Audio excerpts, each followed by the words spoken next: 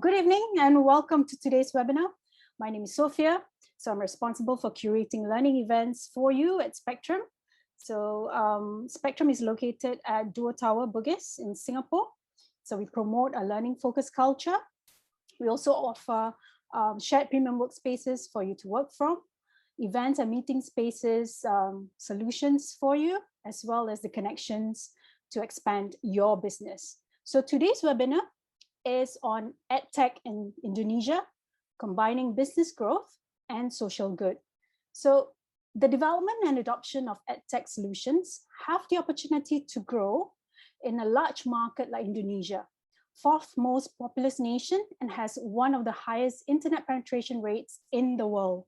So to share more with me today and with you, we have Dita Aisyah, co-founder of Binar Academy, an end-to-end platform for managing talent for a digital economy, providing an integrated ecosystem comprising online education, community, and job placement from entry level to senior professionals. So a little bit about Dita. Dita transitioned from politics to working in Gojek, where she met her co-founders. Together, they established Binar Academy in 2017, opening schools in Yogyakarta, BSD City, and Batam. The trio of co-founders are driven to take bigger steps in giving back to Indonesia with the advancement in technology ecosystems to provide practical knowledge and guidance. So what I'll do without further ado, and also before I forget, so audience, if you have any questions, please take this opportunity to post your questions here on the Q&A platform. So without further ado, let's welcome Dita to present. Thank you, Dita. Over to you. Hi, thank you so much, Sophia. Hello, everyone. Good afternoon. Very happy to be here. Very honored for this opportunity. I understand that I'm actually here to cover for my co-founder who is supposed to be speaking today, Alamanda. She is one of our, she's our CEO and one of the co-founders of Binar Academy. Unfortunately, she is not feeling very well today, so I'm gonna have to cover. But I hope that what I will be sharing today will be as useful. And please let me know if you have any questions in the chat box. I'm very, very happy to answer. Sophia, could you please help pull up the presentation, please? Good, thank you. Right, so maybe we can go to the next slide. Yeah, so this is me. Like Sophia has mentioned, I actually stumbled into the technology industry after I got back from the US, studying and working in the political field. It was completely new to me, but I saw a lot of opportunity for education technology specifically to grow. So maybe just a little bit about me. I returned to Indonesia back in 2015, and at that time I had a what they call reverse culture shock. I didn't know it was a thing, but I guess it's a real thing. And I was very depressed for a year, and I noticed that I was very annoyed with little things that happen in Indonesia. Things like, I don't know where you guys are from, but if you've been to Indonesia, you know, there is waiting in line waiting in line seems to be not a culture here. You know, you just go up front and cut everybody else, and things like you sit on top of a train, a moving train, and those kind of things were really annoying to me. And I was having a really hard time for the first year after I returned from the US. And I don't know where it came from, but it just snapped out of me one day. Like, you know, if you don't like about this country, if you see there are so many problems about this country, then stop complaining about it. And you have to do something about it. And so I guess that was like my first wake up call. to building Binar, right? And I then realized that, you know, the problems, the things that annoyed me was practically just lack of education, right? People don't have self-awareness. People don't appreciate how valuable their life is, and that's why they are willing to sit on top of a moving train. And I really wanted to change that, right? And at that moment I thought, wow, I was so blessed to have this world-class education, and I wanted to extend this opportunity for everyone in Indonesia to have high quality world class education at an affordable price. That was kind of like my calling. And at the time, I was working at Gojek, and that's where I met my two other founders there. And at the time, we were suffering from a shortage of digital talents. So remind you, that was back in 2015, and finding engineers were really, really hard. Finding digital marketing talents were really hard. And so I thought that my passion in education can be coupled with this huge shortage in digital talents, and marry the two, right? And yeah, I met my two other co-founders there. Maybe you want to go next, Sophia? And that's where Binar was born. We wanted to provide the most accessible source of knowledge and continuously improve learning process, because being affordable is not enough for us. It's about how to be the most affordable as possible and yet having the best quality as possible. And we want to do this to lift up the quality of talents across Indonesia, with the tools that they need to solve future problems that are happening in their society or in our planet. And our vision is to create 10 million digital talents by 2030, and we hope that we can lead the EdTech market in terms of digital education, upskilling, and recruitment.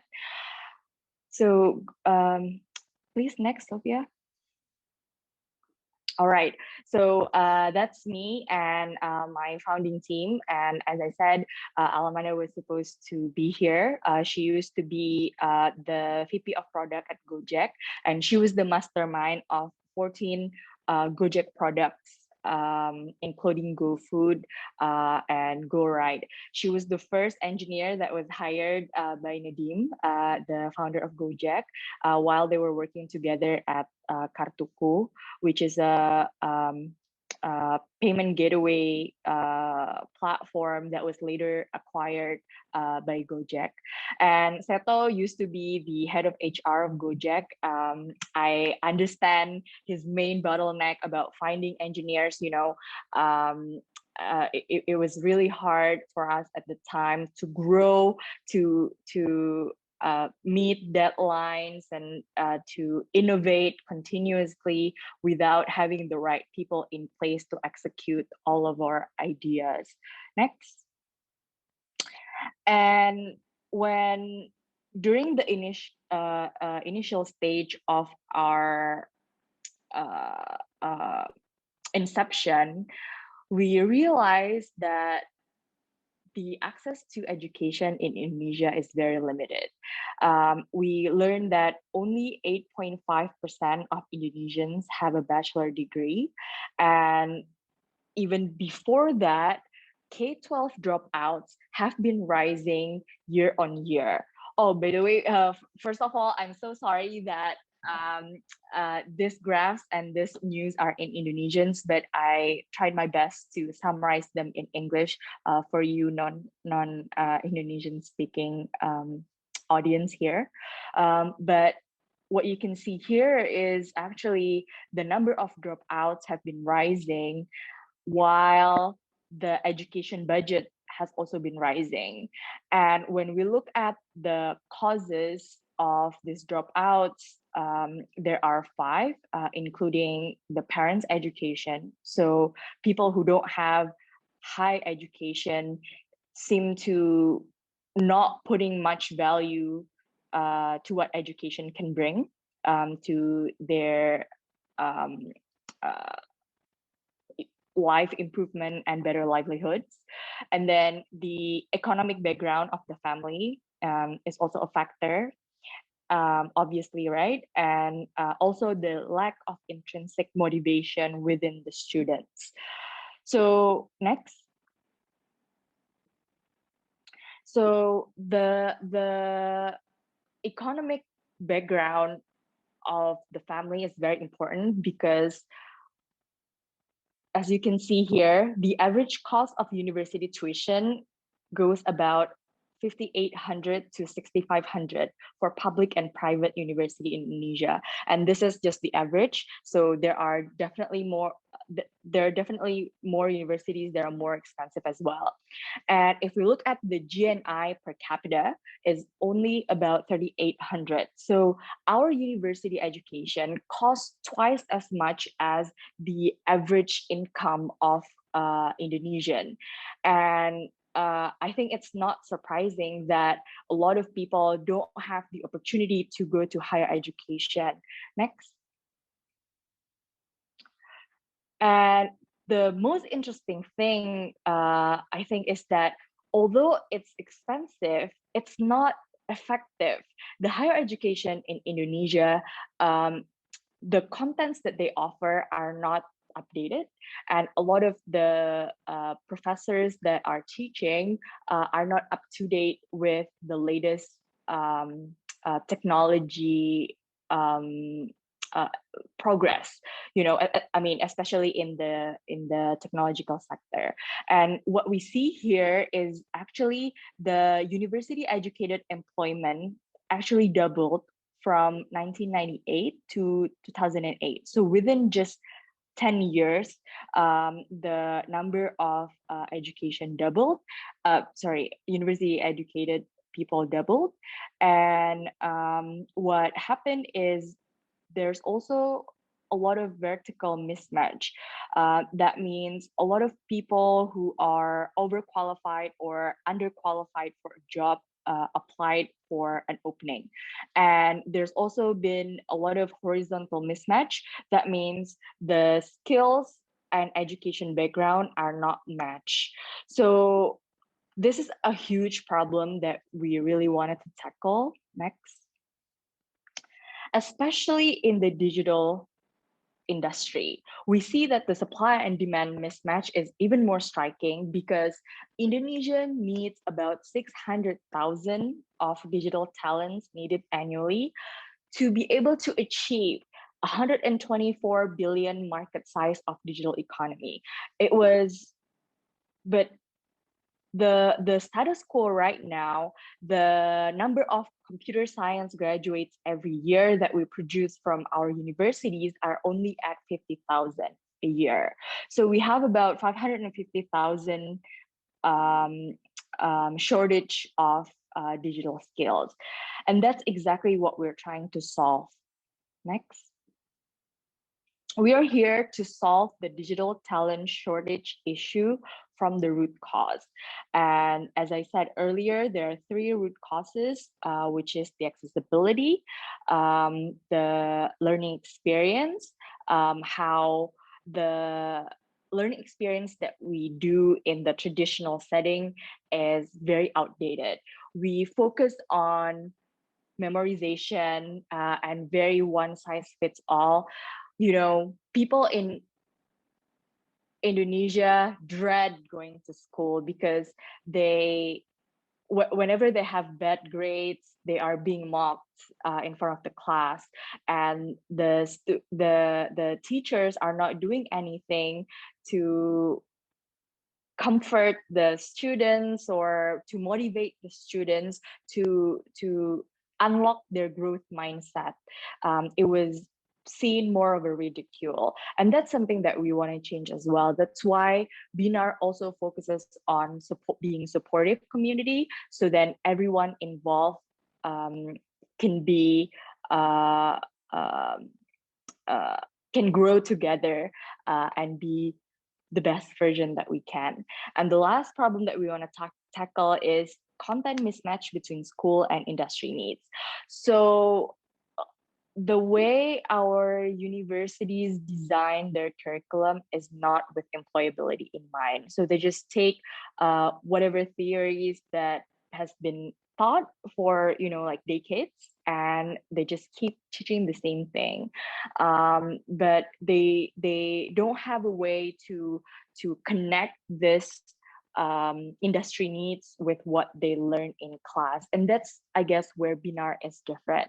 We take our curriculum very seriously. We design it ourselves, we design it in-house, and we collaborate with industry players to make sure that whatever is included in our content are going to be relevant to help our learners get a job. Next.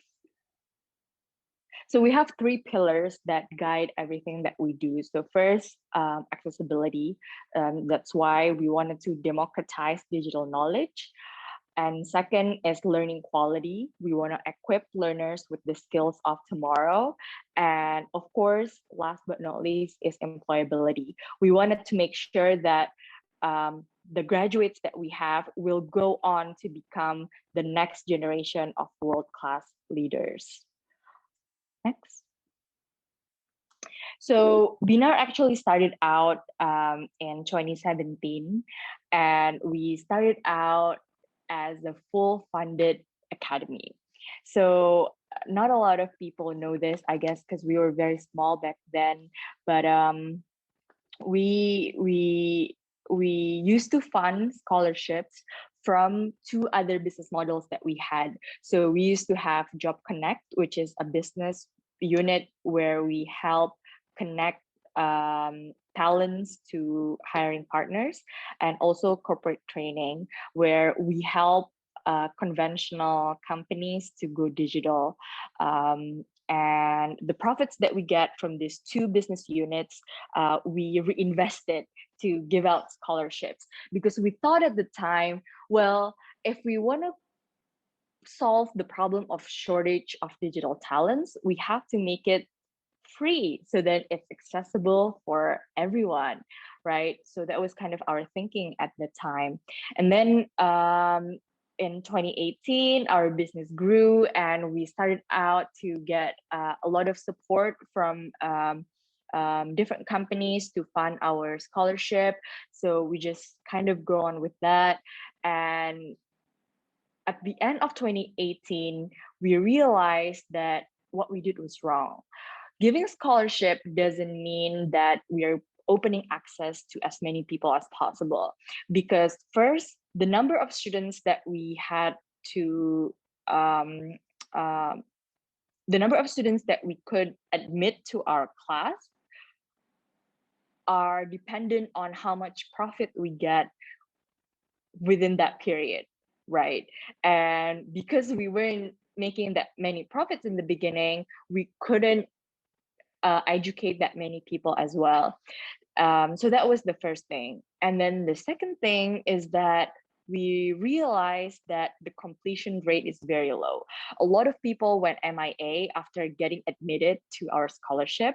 By the way, we had a screening test before they were eligible to get a scholarship from us.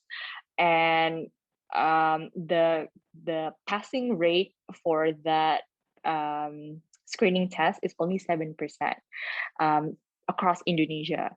And we realized that, okay, then we are not achieving our main vision and goal, which is to provide access, right?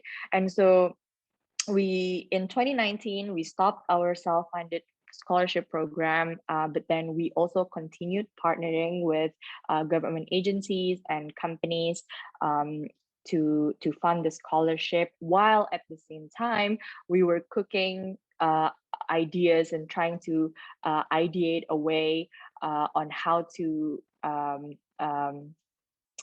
monetize the boot camp while still accessible, high quality, and relevant to the industry needs. So in 2020, we launched our first bootcamp for our B2C market. And we also launched webinars that are very affordable as well. And this year, we also kept asking ourselves about, okay, the bootcamp was very competitive in terms of price. If you compare it to the existing market that we have in Indonesia, they usually offer a 3-month bootcamp for about $3,000. While our price, we're just selling it for about $300 to $500 per month, depending on the course. So we're just about 10% of their prices, right? So that's already affordable. But a lot of people are not, a lot of people cannot afford this. So we kept asking ourselves, okay, how can we make it even more cheaper, even more accessible? So early this year, we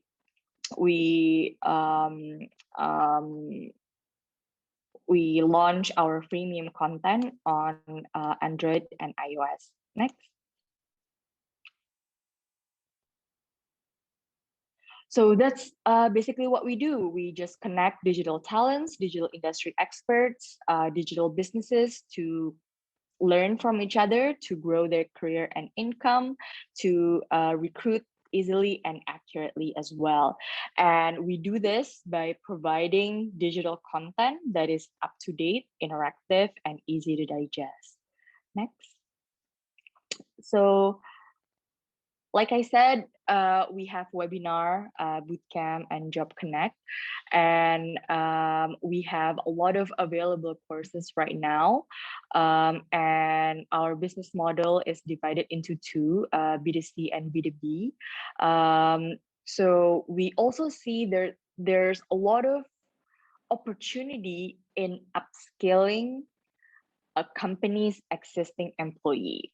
So a bank, for example, so a typical bank in Indonesia, they would have like 3,000 to 10,000 employees, and as they transition from more conventional to more digital, they would need to upskill their existing employees, because it's impossible if you were to just fire everyone and just hire a new digital talents fresh from external.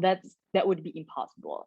And so we also provide our boot camps to help all of these different businesses to upskill their internal employees. Next.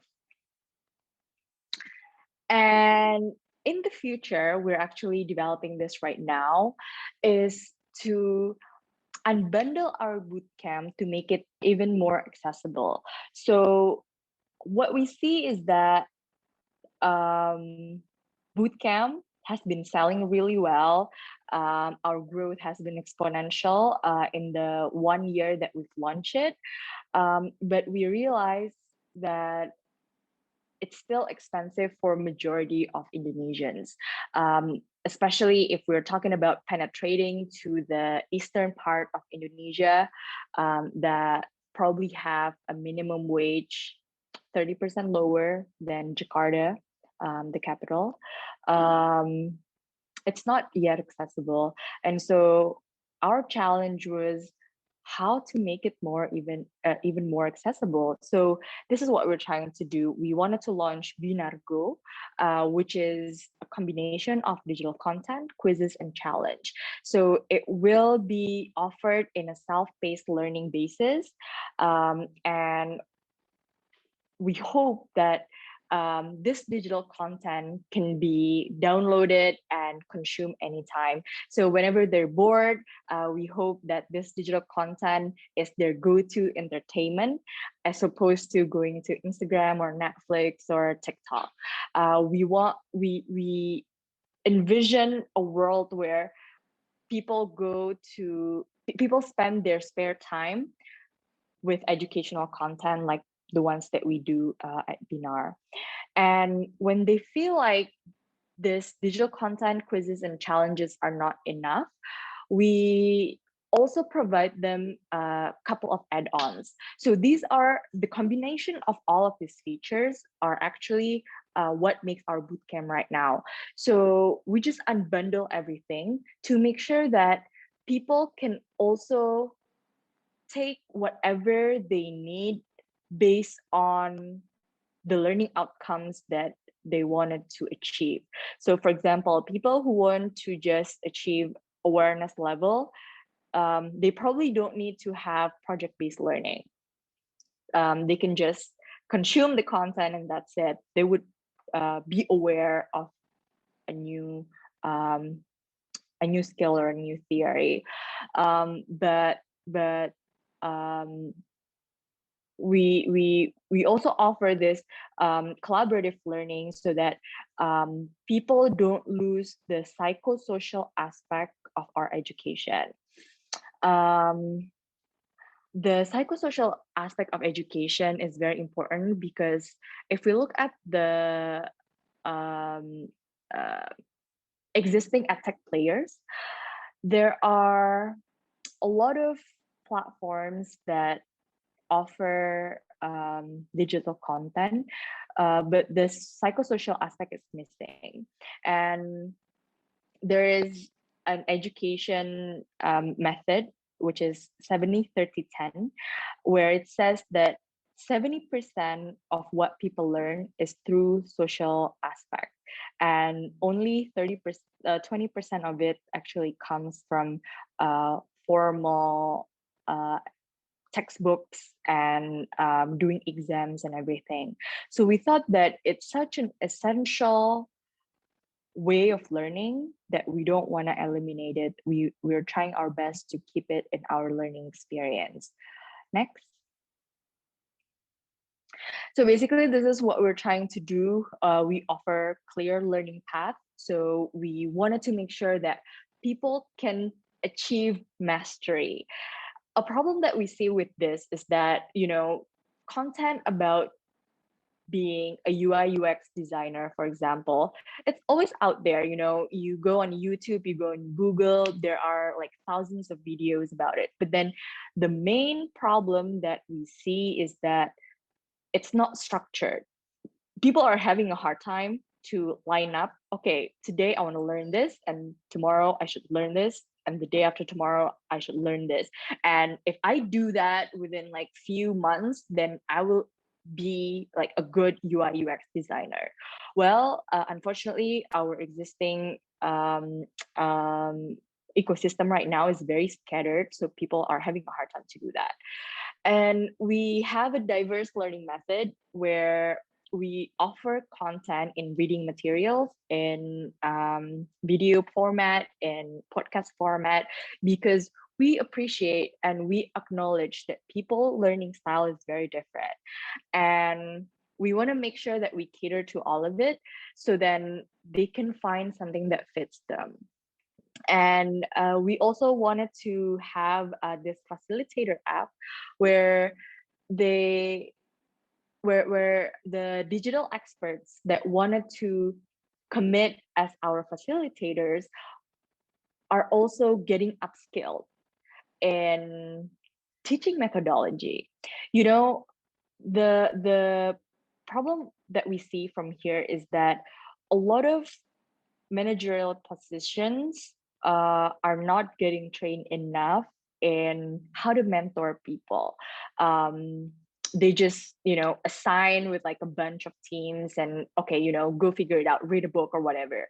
But we see that by being a facilitator at Binar, they can actually retain what they've learned. They can actually make sure that they learn something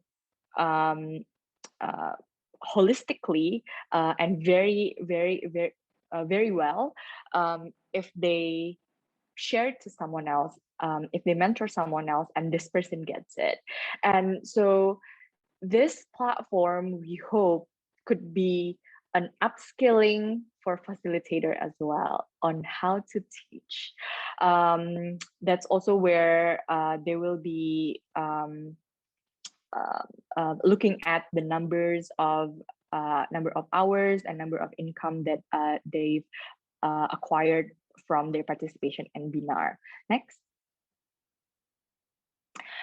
So what's the result of all of these things, right? So in the 4 to 5 years of us existed, we've helped people from different walks of life to unlock their fullest potential. And college students, for example, 17% of our current market makes up of college students. And a lot of it actually comes from IT background, which is funny, right? Because it shows that people who are actually studying in a 4-year university for IT don't feel confident about their own education, to the point that they feel the need to subscribe to extracurricular or vocational schools like ours to make sure that they will get a job and that the skills that they have would be relevant for their career. So we have here one of our alumni, actually, he started out as, I don't know if you guys are aware of Tupperware, but it's like a lunchbox that are usually sold through MLMs. And he used to sell that, and now he can make his own software and work in Binar, actually, as a PM. And then high school graduates. We've seen a huge influx of high school graduates who probably couldn't afford university or think that the time commitment of 4-year university is not worth it. And we see that high school graduates are choosing us as an alternative education. And there's a graduate that we have where she couldn't go to university, not because she couldn't afford to be, but she was not accepted. So, all right, she was like, okay, I'll try again next year. But in the meantime, I'll go try Binar and see what it's about. And she turned out to do really, really well. And now she worked in one of the unicorn e-commerce that we have in Indonesia. And lastly is employees and career shifters. So we see a huge influx of this as well, especially after the pandemic. So we see a lot of bank tellers and customer service telemarketers are trying to move into digital industry after they learn that their job could easily be replaced by automation or at higher risk during this pandemic. So we also get a lot of students from mining who have mining experience, like Emil's right here. He used to work in mining, now he works in e-commerce. So next. We believe that everybody has the potential in them, an innate potential in them. But the problem is that they didn't have that access to unlock it because our education system fails to open that door and unlock that potential.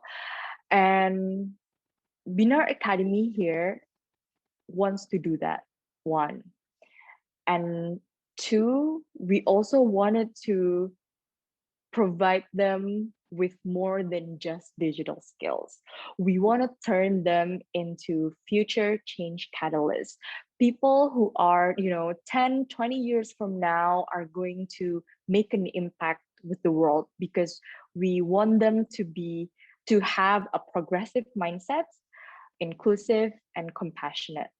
And that means they care about themselves, they are aware about themselves, they care about their society, the problems that are happening around them, and the planet, which is the problems that are happening in the in our planet. And we see that it is especially important because all the problems that we see these days are very complex, to the point that there's no single person that can single-handedly solve a problem. Take climate change, for example. There's no single country, there's no single company that can single-handedly solve that, right? It requires next, it requires collaboration from a lot of different stakeholders to make that happen. So that's why one of our graduate profile is having a strong collaborative mindset, because that's what the world needs. For us to be able to solve the most pressing problems, we need to have the next generation to be as collaborative as possible. And these are the 16 graduate profile that we have at Binar. And this is just this is how those 3 values of caring about ourselves, our planet, and our society are manifested. So let me take an example of curiosity, for example. Digital talents digital industry is always changing. 10 years ago, I used to have Friendster, and then it was killed now, and then we had Facebook, and then it died, and then it didn't die, but like users seem to move towards Instagram now, and now we have TikTok and everything. So digital industries are changing, right? And the only way for us to survive as digital talents, people who are working in digital industry, is to have curiosity, to learn new things, to have growth mindset, to explore new things, and embrace the uncomfortable position of not knowing anything, of from being an expert to not knowing anything and being a beginner again. We wanted our graduates to have that kind of attributes. We want them to be mission driven, have critical thinking and creative thinking. So in our classes, we always encourage people to ask, to have a debate, and to argue all the different facts that they get from all different places. So for example, in our backend class, they would be debating about, language A is better than language B, discuss, have a war, whatever. So yeah, that's exactly what we're trying to do at Binar. We wanted to offer beyond digital knowledge. We want to shape them to be future change catalysts. Next. And there is a huge market potential within Indonesia's EdTech. And like I said, changing the education system in Indonesia is not an easy job, obviously. And we cannot single-handedly do it as well. And it requires a lot of help from a lot of different parties, from the government, from the businesses, from innovators like ours, EdTech companies, to make a significant change in the system. And on top of fixing the system, there is a huge market potential if we want to penetrate the Indonesian market, or penetrate into this industry. The Indonesia's digital economy market size is projected to reach 124 billion by 2025. And the size of EdTech by 2025 is about 1%. And the growth of it is projected to be 25% year on year. So EdTech, next. EdTech is just starting, actually. If we look at a report from Google and Bain, we see that it's a new phenomena for digital consumers to enjoy education technology. thanks to the pandemic, I think a lot more innovations and adoption in the market, because conditions just force us to. But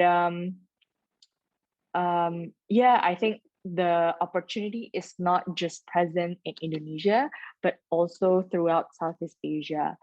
And yeah, there's a huge opportunity for us to do good here in education system. Next. Right. The Indonesian government has also been doing a lot of initiatives to crack this issue. I think there's a PISA report on, PISA. I don't know if you're familiar, but PISA is an index where it compares the ability to read, to do math and science across the country.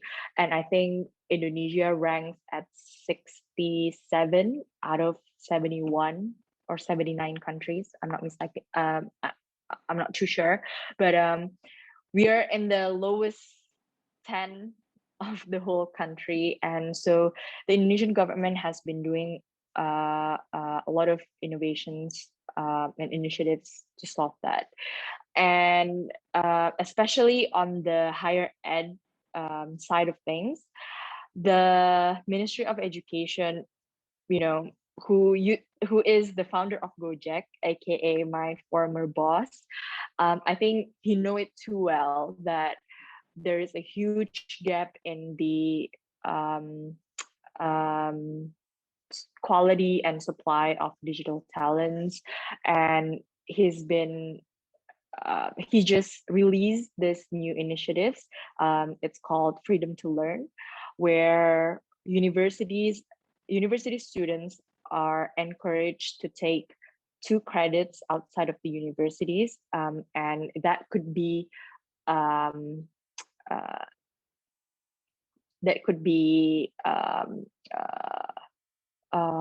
replaced as a college credits, and they could take internships across the country, and they could take classes outside of their disciplines. So let's say you're majoring in computer science and you wanted to take classes in, say, business. You would be able to do that now thanks to this initiatives called Campus Merdeka or Freedom to Learn. And yeah, since the government is focusing on this and making sure that the content and the experience that the students have in school, as well as the needs in the industry, be it digital or otherwise, are matched, there's a huge opportunity for us here. There are more than 2,600 available universities across Indonesia and 14,000 vocational schools across Indonesia with students of over 18 million. So yeah, we have a huge market, and with the government support, I think Indonesia is primed to be the next destination for education, innovation, and technology to come in and make an impact in our education systems. I think that is all from me. Thank you so much for listening and tuning in, and I'll be happy to answer any of your questions. Thank you. Well, thank you, Dita. That was very insightful on the EdTech industry in Indonesia. So audience, please post your questions onto the platform here, right? Feel free to do so. So Dita, so going back to your professional journey. So interestingly enough, you were in politics before, and then moving on to Gojek. So one, I would like to know the move that you've decided. And then another one is, what are your learning points and what are the differences in terms of your experience in those 2 different sectors? Yeah, so I think it was just coincidence. Like I said, I stumbled to technology was purely out of accident. I had to go back from the US at the time due to immigration issues.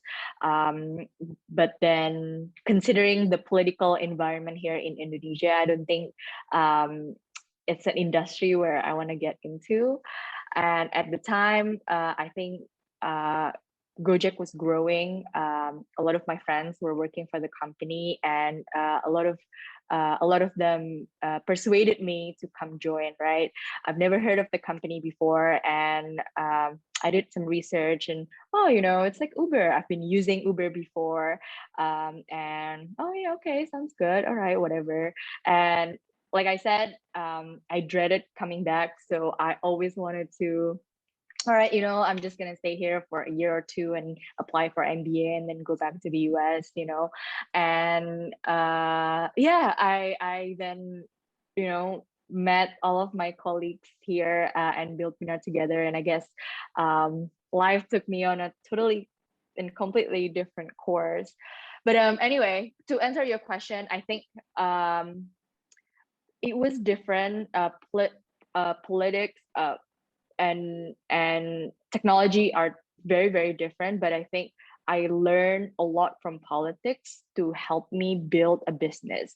So in politics, you are wired to win, right? It's all about how you win votes, how you win as many voters as possible, how you convey your idea so that voters will vote for you, and it's always about thinking one step ahead of your competitors. And I think that mindset, that learning that I get from my previous career helped me so much, especially in my role as the chief of commercial, where I lead the business team, marketing team, sales team, finance team.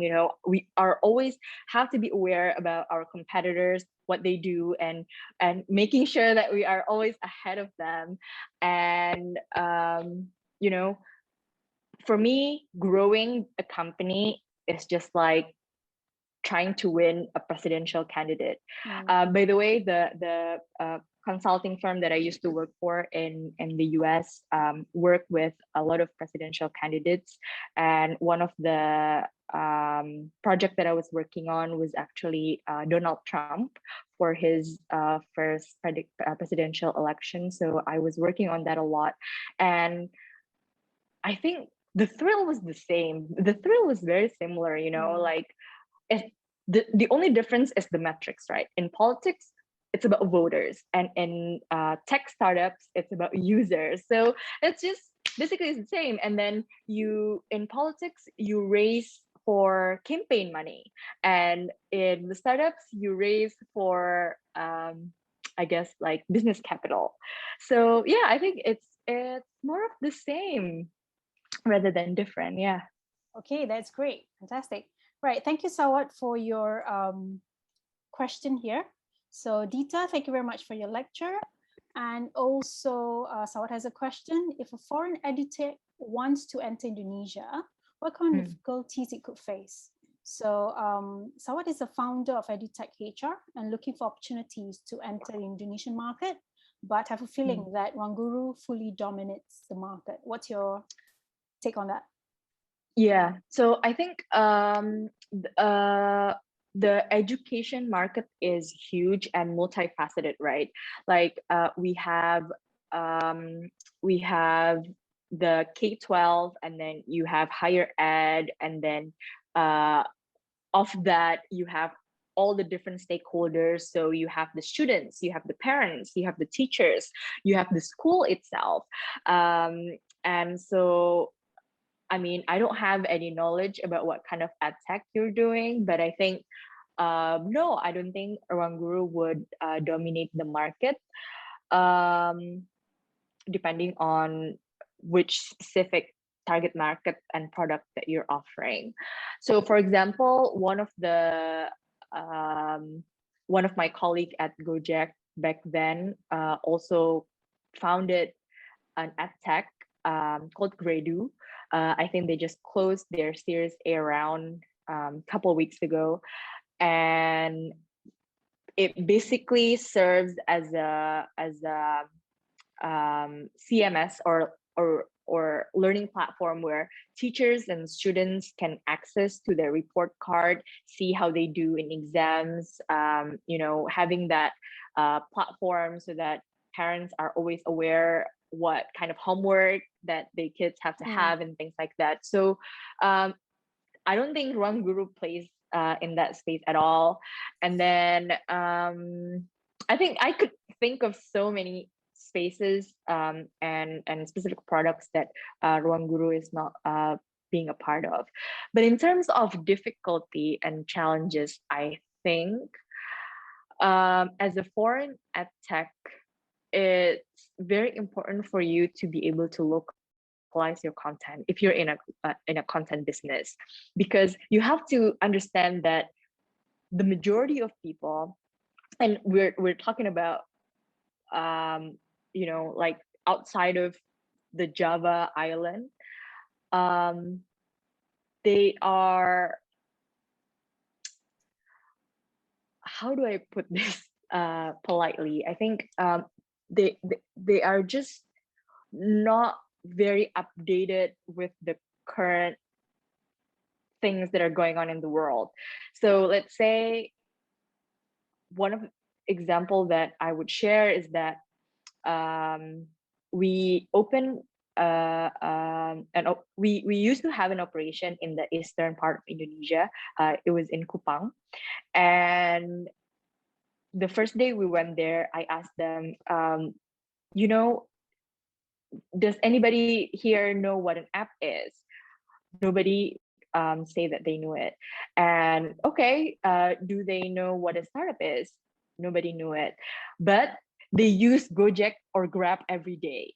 So it's just, like the critical thinking is not there, I think, and they're just not, they're not updated with like this kind of thing. So if you are in content business again and you're trying to, let's say, explain the history of internet business by using Yahoo as an example, I doubt they would know it. So you have to make sure that you include case studies that are specific to our local content. Right. Okay. So Sawat mentioned that EdTech HR helps schools to find teachers for online live teaching of academic courses. So that's their business. Okay. Thanks, Sawat, for that. And then another question, anonymous. Thanks for this question, by the way. Love how you combine your business with social good. Do you have any plans to support marginalized groups more apart from through scholarships? Are you open to partnerships in this area? If so, what would you be looking for? Yeah, definitely. I think we are open a lot. We open a lot of partnerships to enable our involvement in marginalized groups. So we partner up with a lot of universities around the country to awaken their awareness about digital industry and help them realize that there is a huge opportunity / career opportunity in this space. I think a lot of people in Indonesia, they are wired to think about their career as being a doctor or a lawyer or a nurse or a banker. I think that's like the only options that they have. But work opportunities is so much broader than that, and we have done a lot of that engagements as well with universities across the country. And if like we can co-create contents together, for example. So if let's say you have a company in IoT, let's say, and you want to co-create content with us, we are very, very open to do that. And if you say have a lot of employees that you want to promote as managers, and you're not sure about their managerial skills or mentoring skills, and you want to send them to Binar and get them to be our facilitators, we are also open to that. So I think there are so many ways for collaboration that I can think of. Maybe if you are interested to discuss further, you can reach out to me personally as well. Sure, happy to bridge that connection as well.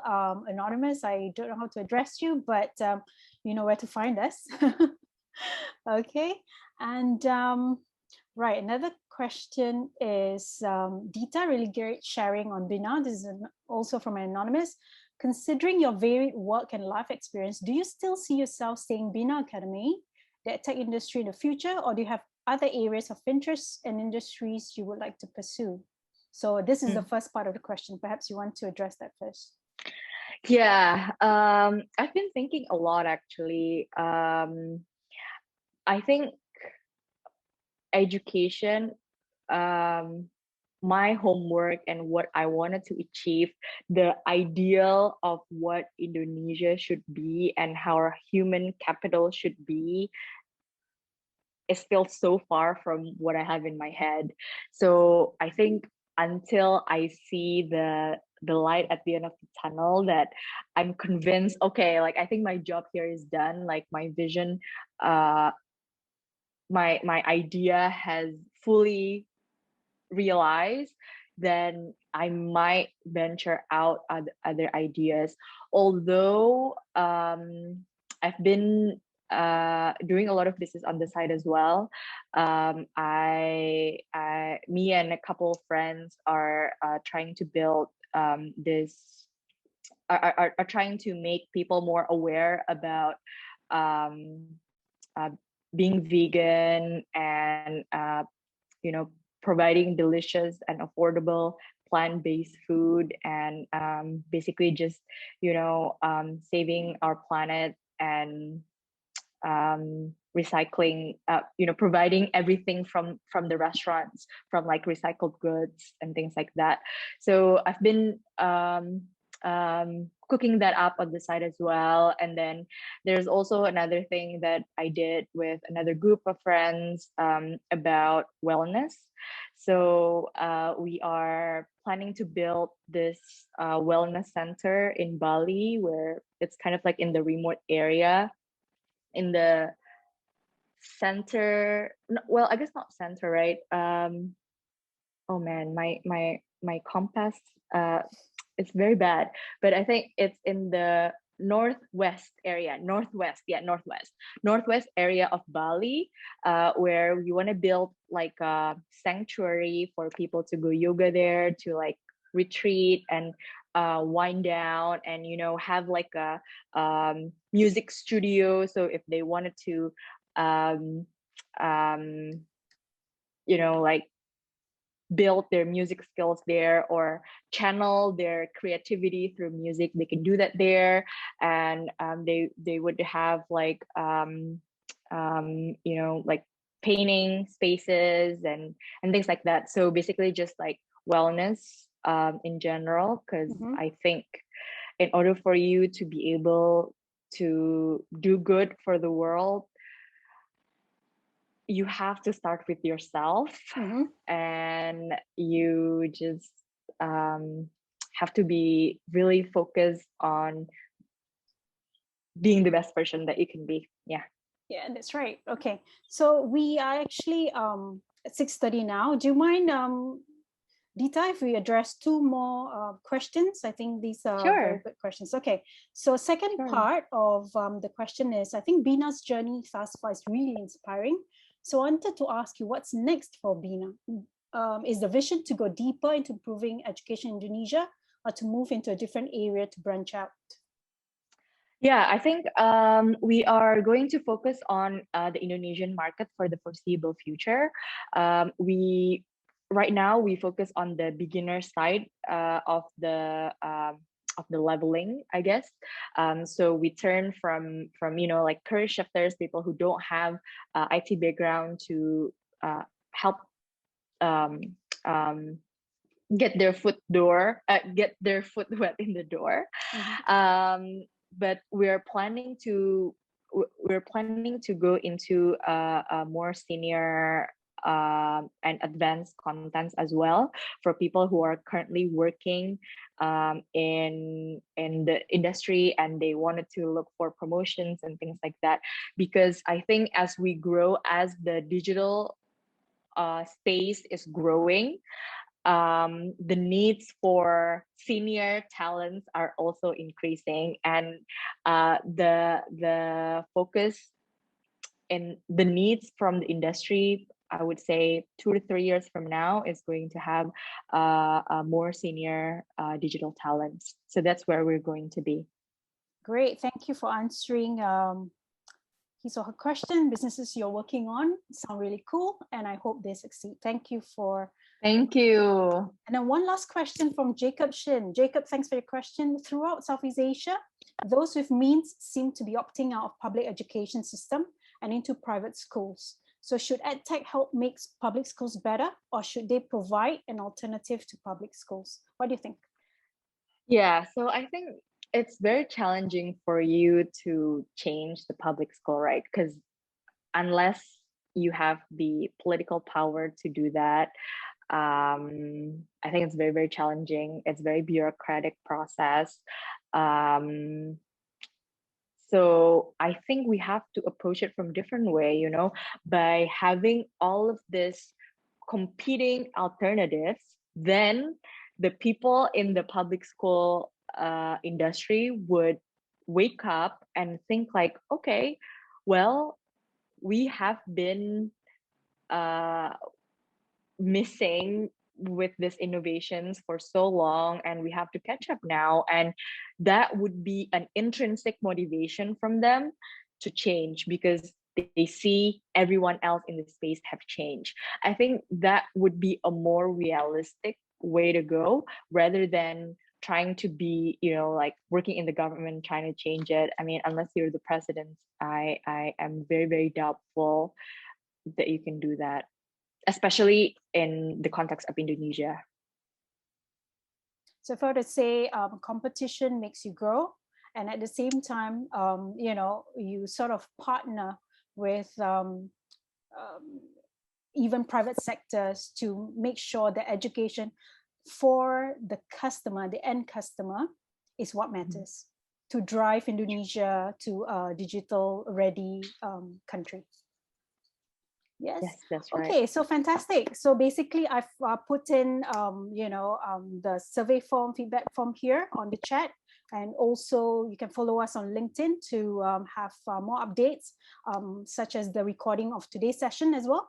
And feel free to drop us a note after this session as well, if you want to reach out to Dita. So Dita, thank you so much for your time, and also for coming in at such short notice, but giving us so much insights and information into the EdTech industry in Indonesia. And I thank the audience for spending your evening with us on today's webinar. I hope, like me, you would you know, have valuable insights and information to take away, both personally and also for your organization or your future ventures. So let's have this evening to say not bye, but let's see each other again in our next in our August webinars, and I hope to catch up with you again, Dita. So everyone, have a pleasant evening. So thank you very much, and see you again. Bye bye.